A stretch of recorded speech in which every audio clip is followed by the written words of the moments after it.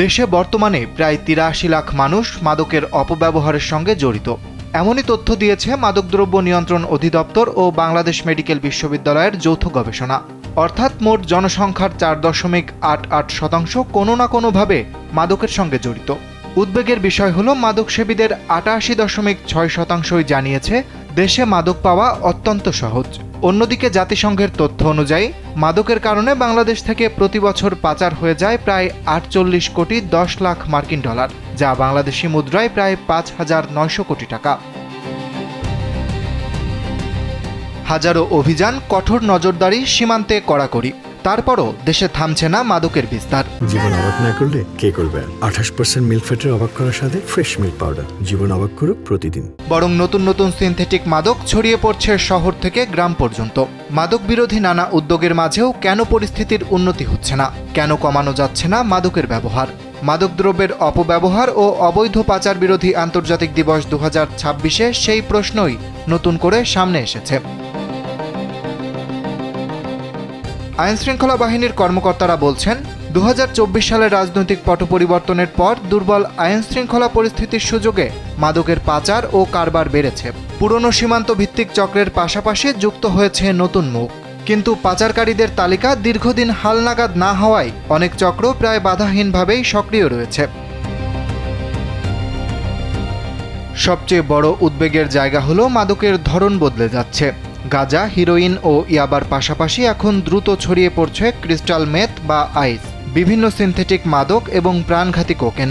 একটি মাদকের প্রবাহ কমলেও অন্যটির বিস্তার বাড়ছে, ফলে সামগ্রিক পরিস্থিতির তেমন কোনো উন্নতি হচ্ছে না। এদিকে মাদক বিরোধী অভিযানে উদ্ধার ও গ্রেপ্তার অব্যাহত থাকলেও কৌশলে তেমন কোনো পরিবর্তন আসেনি, ফলে মূল হোতারা ধরাছোঁয়ার বাইরেই থেকে যাচ্ছে। আর ধরা পড়ছে মূলত বাহক ও ছোট কারবারিরা। জাতিসংঘের মাদক নিয়ন্ত্রণ সংস্থা ইউএনওডিসির তথ্য অনুযায়ী দেশে বিক্রি হওয়া মোট মাদকের প্রায় ১০% আইনশৃঙ্খলা বাহিনীর হাতে ধরা পড়ে। পরিসংখ্যানও একই চিত্র তুলে ধরেছে।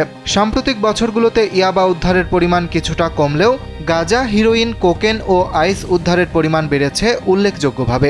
বিশেষ করে ২০২০ সালের পর দেশে আইসের বিস্তার নতুন চ্যালেঞ্জ হয়ে দাঁড়িয়েছে। কক্সবাজার সীমান্ত দিয়ে মূলত মিয়ানমার থেকে ইয়াবা ও আইস প্রবেশ করে, আর পশ্চিম ও উত্তর সীমান্ত দিয়ে আসছে গাঁজা, ফেন্সিডিল ও অন্যান্য মাদক। মাদকদ্রব্য নিয়ন্ত্রণ অধিদপ্তরের তথ্য অনুযায়ী দেশের ১০৪টি সীমান্ত রুট দিয়েই নিয়মিত মাদক প্রবেশ করছে। কোন কোন পথ ব্যবহার হচ্ছে সে তথ্যও সরকারের কাছে রয়েছে। তারপরও এসব রুট পুরোপুরি বন্ধ করা সম্ভব হয়নি। ডিএনসির অপারেশনস পরিচালক মোহাম্মদ বশির আহমেদ বলছেন, ২০২৪ সালের আগে পরিস্থিতি তুলনামূলক নিয়ন্ত্রণে এলেও রাজনৈতিক অস্থিরতার সময় নজরদারি দুর্বল হয়ে পড়ে। বর্তমানে ডিএনসি, পুলিশ, র্যাব, বিজিবি ও কোস্টগার্ড যৌথভাবে নতুন পরিকল্পনায় কাজ করছে। অপরাধ বিশেষজ্ঞদের মতে, শুধু অভিযান বাড়িয়ে এই সংকটের সমাধান সম্ভব নয়। মাদকের পুরো নেটওয়ার্ক ভাঙতে প্রয়োজন শক্তিশালী রাজনৈতিক সদিচ্ছা এবং মূল হোতাদের আইনের আওতায় আনার বাস্তব উদ্যোগ। তা না হলে মাদকের এই অদৃশ্য বিস্তার থামানো কঠিন হয়ে যাবে।